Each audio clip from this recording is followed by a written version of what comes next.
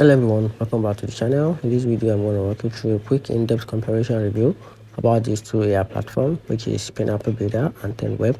So to get started with a quick overview about these two platforms, starting with Pineapple Builder. Pineapple Builder is an AI powered website builder designed for solo founders, small businesses and freelancers who want to launch simple one-page site or landing pages quickly. It offers built-in list forms, SEO and analytics, all with minimal effort and no coding.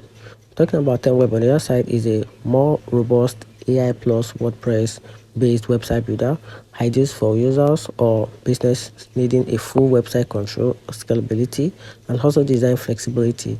It uses AI to generate full website and supports drag and drop customization through Elementor and backed by powerful hosting and automation tools.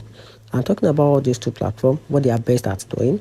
So Pineapple Builder is best for creators who need fast, clean, no frills landing page.